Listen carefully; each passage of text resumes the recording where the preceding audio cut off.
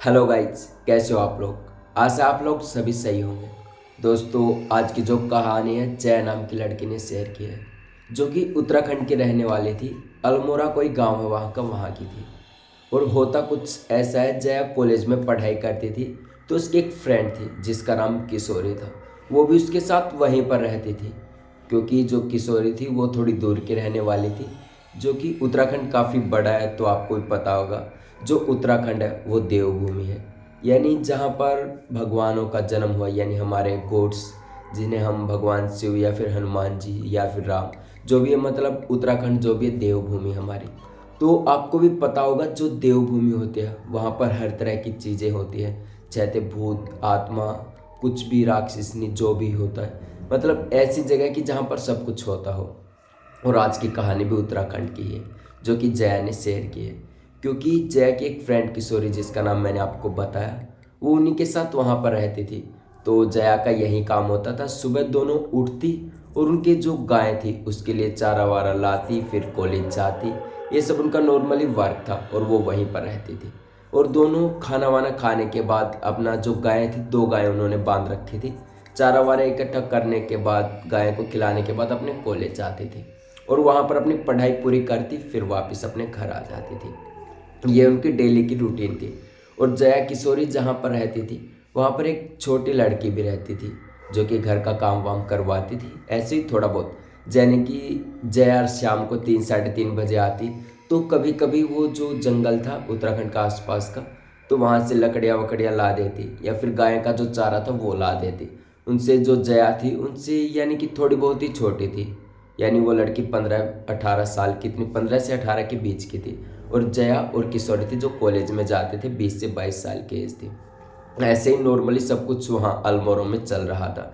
लेकिन एक दिन कुछ अचानक ऐसा होता है कि जिसको ना ही जया की उम्मीद थी ना ही किशोरी को कोई उम्मीद थी, कि इस लड़की के साथ कुछ ऐसा हो जाएगा कि इनकी फैमिली यहाँ तक घर पर आ जाएगी।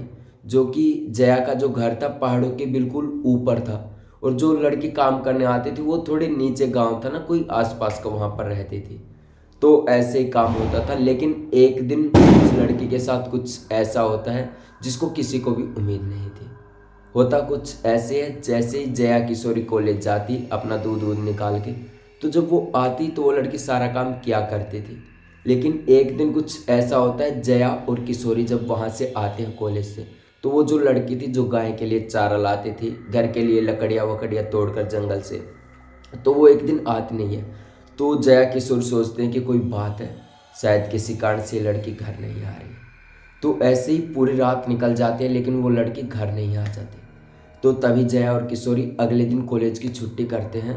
और जो ये बात थी पूरे जो गांव था ऊपर का वहाँ पर फैल गई थी, जो नीचे का गांव था वहाँ पर भी ये बात पहुँच चुकी थी। तो जो उस लड़की के मम्मी पापा थे वो ऊपर आ जाते हैं और जया किशोरी से बात करते हैं कि हमारी बेटी गई कहाँ, वो तो यहीं पर काम क्या करती थी। तभी जया और किशोरी कहते हैं कि माँ जी हम देख लेंगे, आज ढूंढ के आते हैं क्या हुआ असल में। वो जो लड़की थी वो अपना पूरा प्लान बनाकर चलती थी कि जंगल में आज यहाँ से लकड़ी लेनी है, यहाँ से जो चारा है गाय का वहाँ से काटना है, जो कि दराती से कटता है। दराती आपने सुना होगा दोस्तों, जो कि हमारे किसान लोग यूज करते हैं, आपने देखा भी होगा, खैर मैं दिखा दूंगा बाद में ऐसे। तो ऐसे यूज करते थे। तो वो अपना सब कुछ पहले फिक्स करते थे कि मुझे आज यहाँ से लकड़ी लेनी है, यहाँ से ये काटना है, फिर वापस यहाँ पर आ जाना है और गाय को चारा खिलाना है, दूध वूध निकालना है। ये उस लड़के का प्लान था। लेकिन जब वो लड़की घर नहीं आई, तो जया और किशोरी वापस जंगल में चले जाते हैं। वो देखते हैं कि एक लड़की जो कि वहीं पर उनके घर पर काम करती थी, वो एक सीला यानी एक पत्थर पर बैठी हुई थी, जो बड़ा सा पत्थर था। और जो धारा थी पानी की वो कंटिन्यू बह रही थी। जैसे कि सॉरी दोस्तों, बाहर न्यू ईयर के लिए बच्चे पटाखे फोड़ रहे हैं, तो ऐसे ही सॉरी इसके लिए। तो वो जैसे ही वहाँ पर बैठी थी उस सीला पर, पत्थर पर, और सामने एक पानी की धारा बह रही थी, वो उस धारा को कंटिन्यू देख रही थी। जया और किशोरी चिल्ला रहे थे कि चलो घर चलो, अब यहाँ क्या कर रही हो। लेकिन जया और किशोरी जो थे उनके चिल्लाने पर भी वो लड़की वहाँ से हिल नहीं रही थी। जया और किशोरी ने काफ़ी ताकत लगाई, उनकी ताकत लगाने के बाद भी वो पत्थर से वो लड़की उठ नहीं पा रही थी।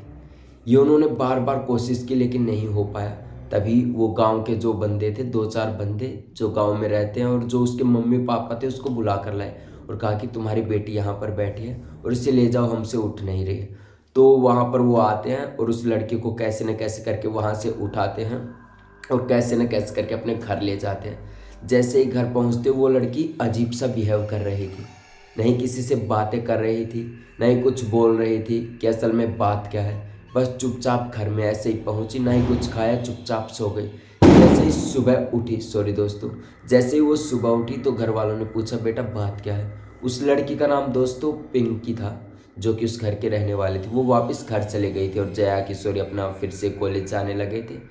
तो ऐसे ही पूछा तो उसने कुछ भी जवाब नहीं दिया, चुपचाप ऐसे बैठी रही। उसके घर वाले भी परेशान थे कि आखिरकार बेटी को हो क्या गया। उन्होंने काफ़ी कोशिश की लेकिन उनकी बेटी टस से मस नहीं हुई, बस चुपचाप बैठ रही। ऐसे करते करते 2 दिन गुजर गए। उनके जो मम्मी पापा थे पिंकी के, वो काफ़ी परेशान हो गए कि आखिरकार हमारी बेटी को हुआ क्या है, असल में बात क्या है। वो इस बात को लेकर काफ़ी सोच रहे थे। तभी वो सोचते हैं कि हमारी बेटी को कुछ ना कुछ तो हुआ है, जिसका मतलब हमें पता नहीं चल रहा लेकिन असल में हुआ है। तो ऐसे ही तीसरे दिन जब पिंकी सो जाती है, उसके मम्मी पापा भी तो जागते तो वो देखते कि वहाँ पर उनके लड़के नहीं थे।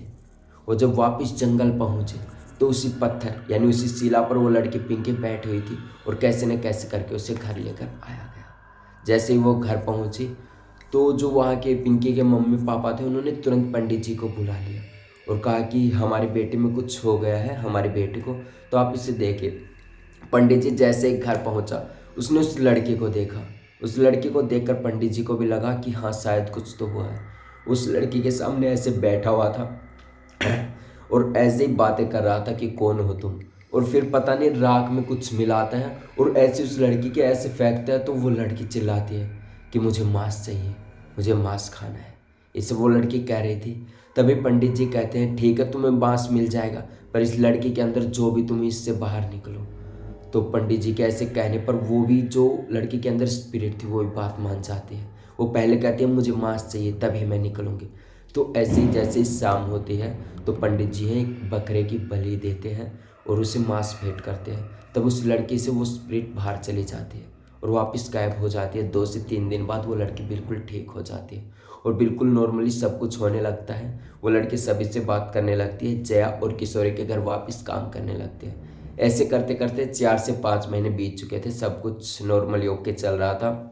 उस लड़की की तरफ से कोई भी परेशानी नहीं थी, बस सब कुछ सही था और घर भी बिल्कुल शांत हो चुका था। जो माहौल पिंकी के मम्मी पापा ने ख़राब कर रखा था कि ऐसे कहीं पर काम पर नहीं जाना, वो भी बिल्कुल सही हो गया था।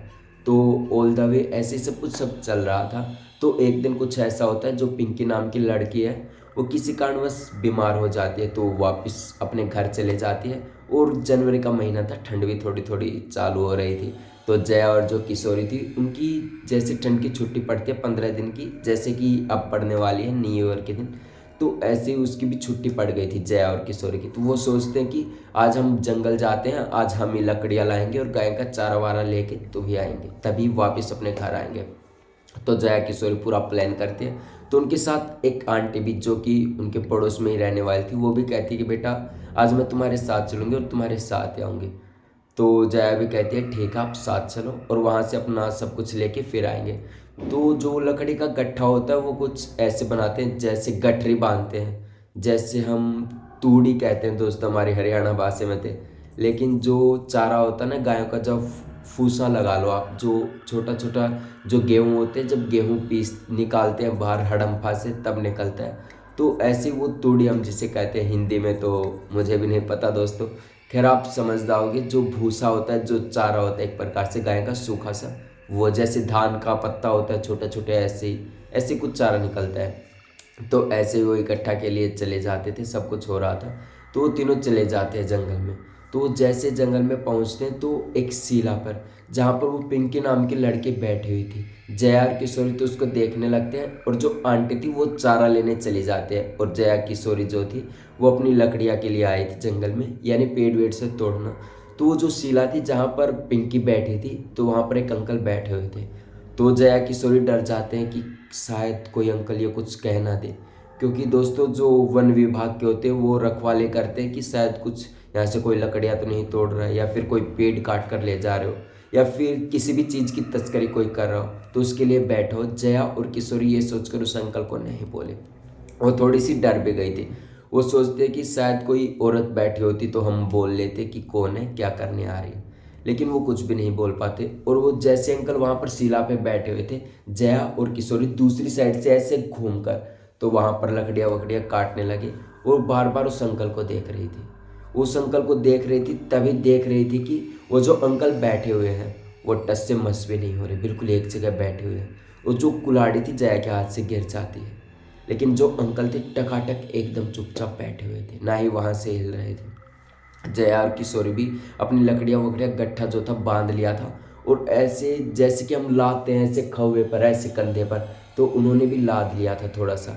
और दोनों ने लाद कर 3 गट्ठे बनाए थे और एक जो औरत जो वहाँ की आई थी तो 2 गट्ठे वहाँ पर रख लिए थे और तीसरा जैसे ही उठाने लगे वो हिला ही नहीं।